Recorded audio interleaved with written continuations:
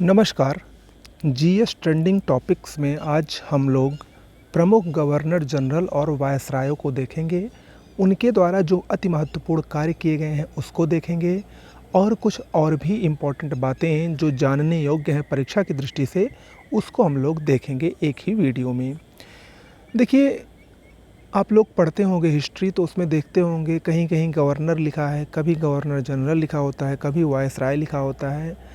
तो ये मेन बात ये है, हालांकि आप लोग जानते होंगे, लेकिन देखिए जब शुरुआत में अंग्रेज़ आए भारत, तो सबसे पहले उन्होंने जो उस समय जब उस समय आए थे तो तत्कालीन में जो बंगाल राज्य था वो काफ़ी समृद्धशाली राज्य था। इसीलिए उन्होंने सबसे पहले बंगाल में अपना प्रभुत्व जमाया और बंगाल में प्रभुत्व जमाने के लिए उनको एक अधिकारी की आवश्यकता थी जिनको उन्होंने एक नाम दिया जिसको हम लोग गवर्नर कहते थे। तो सबसे पहले जो गवर्नर था वो बंगाल तक सीमित था क्योंकि अंग्रेज भी बंगाल तक ही सीमित थे। धीरे धीरे इस गवर्नर को अपडेट करके गवर्नर जनरल कर दिया गया। ठीक है, तो गवर्नर, फिर गवर्नर जनरल, और अभी तक ये बंगाल में ही सीमित थे। लेकिन जब धीरे धीरे अंग्रेज अपनी बुद्धिमत्ता से पूरे भारत पर कब्जा जमाने लगे तो गवर्नर जनरल के जो बंगाल का गवर्नर जनरल था, अब उसके स्थान पर जो गवर्नर जनरल की नियुक्ति होने लगी वो पूरे भारत के लिए होने लगी, यानी भारत का गवर्नर जनरल नियुक्त होने लगा। फिर आगे चलकर गवर्नर जनरल को अपडेट करके एक नया पद बनाया गया जिसको वायसराय कहा गया, और वो अंत तक चलता रहा जब तक भारत को स्वतंत्रता नहीं मिली। ठीक है, तो इस प्रकार से ये ऐसे पद थे जो कि बार बार ये एक प्रकार से अपडेशन में आए, अपडेट होते गए, बाकी और कुछ भी नहीं है। अब हम देखते हैं जो प्रमुख गवर्नर जनरल या वायसराय थे उनको। सबसे पहला है, और जो महत्वपूर्ण है उन्हीं को देखेंगे। सबसे पहला है रॉबर्ट क्लाइव। रॉबर्ट क्लाइव 2 बार गवर्नर बनता है, पहला 1757 से 60 तक और फिर 1765 से 67 तक। इसके बारे में सबसे महत्वपूर्ण बात यही है कि ये बंगाल का पहला गवर्नर था। इसने द्वैध शासन की स्थापना की।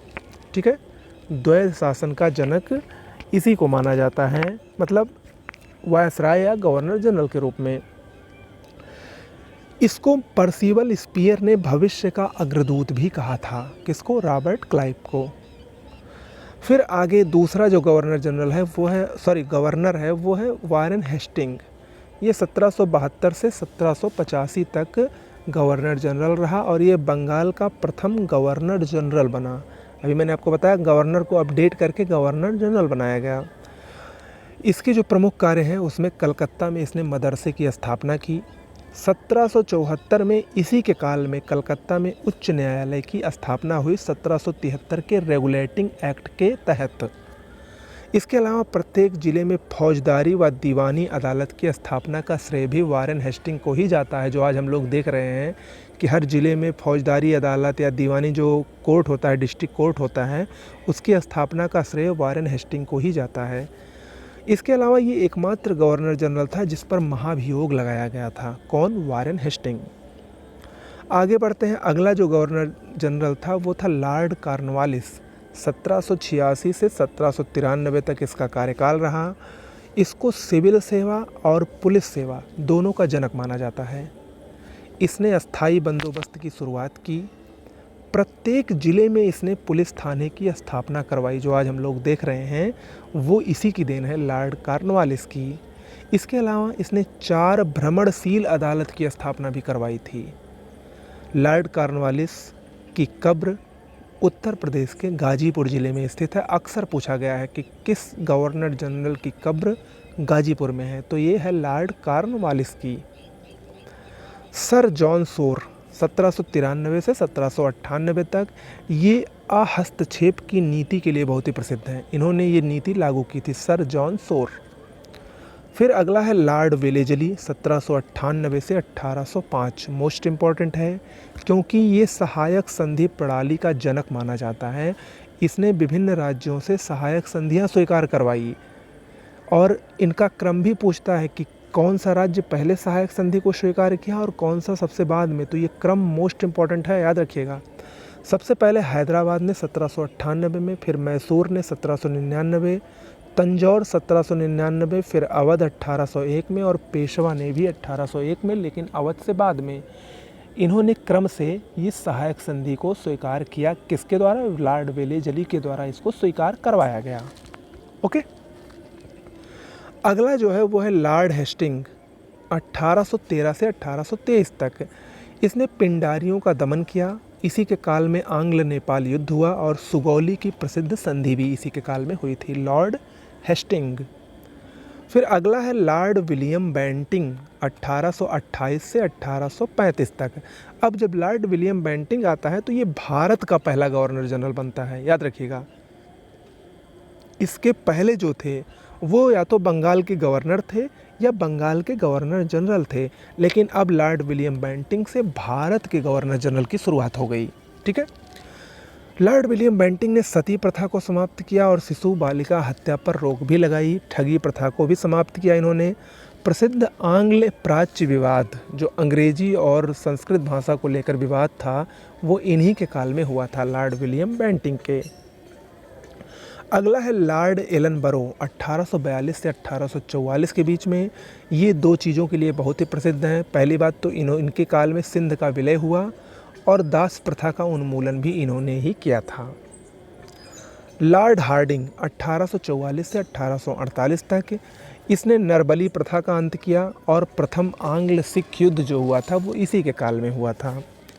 फिर आगे आता है लॉर्ड डलहौजी 1848 से 1856, मोस्ट इम्पॉर्टेंट है। इसकी सबसे प्रसिद्ध जो बात है वो है इसने हड़प नीति अपनाई। राज्यों को हड़प लिया इसने अपनी कुटिल नीति से, लैप्स जिसको कहा जाता है, लैप्स कर लिया।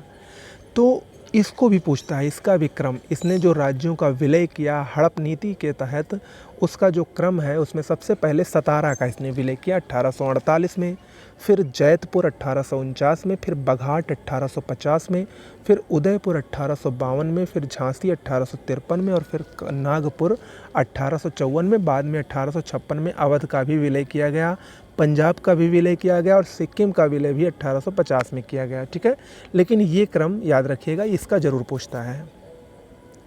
इसके अलावा वुड घोषणा पत्र भी इसी के काल में आया था।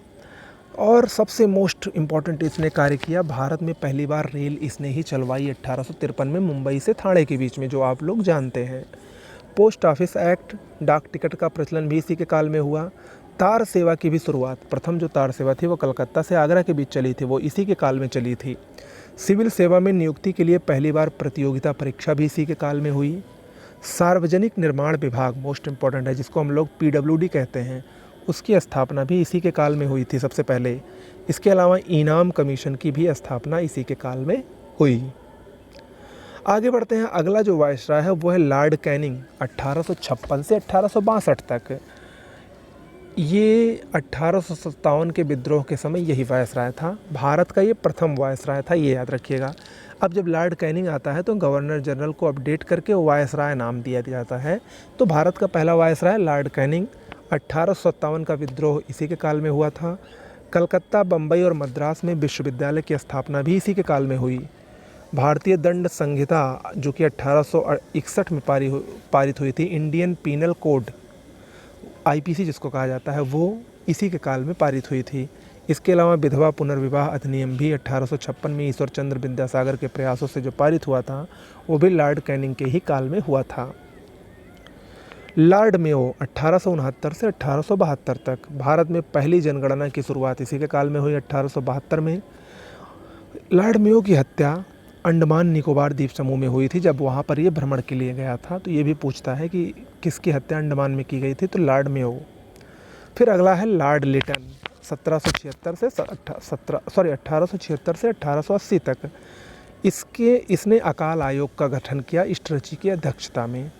महारानी विक्टोरिया को कैसर हिंद की उपाधि दी इसने, और वर्नाकुलर प्रेस एक्ट इसके द्वारा पारित किया गया 1878 में, जिसको मुंह बंद करने वाला अधिनियम कहा गया, जिसका काफ़ी विरोध हुआ था। लॉर्ड लिटन ने ही उसको पारित किया था, वर्नाकुलर प्रेस एक्ट, याद रखिएगा। लॉर्ड रिपन 1880 से 1884 में। ये भारत का सबसे लोकप्रिय वायसराय माना जाता है। इसने बहुत अच्छे काम किए। स्थानीय स्वशासन का जनक इसी को माना जाता है। जो आज पंचायतें हम लोग देख रहे हैं उसका जनक यही है। इसके अलावा इसके काल में नियमित जनगणना की शुरुआत हुई 1881 से, यानी प्रत्येक 10 वर्ष पर। प्रथम फैक्ट्री कानून 1881 में इसी के काल में आया।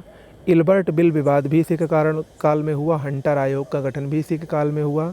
इसके अलावा इसने जो लॉर्ड लिटन ने वर्नाकुलर प्रेस एक्ट को लागू किया था उसको इसने समाप्त कर दिया। किसने? लॉर्ड रिपन ने। आगे बढ़ते हैं। लॉर्ड कर्जन 1899 से 1905 ईस्वी तक। इसको भारत का सबसे अलोकप्रिय वायसराय कहा जाता है। अलोकप्रिय वायसराय कहा जाता है। इसी के काल में बंगाल विभाजन हुआ था।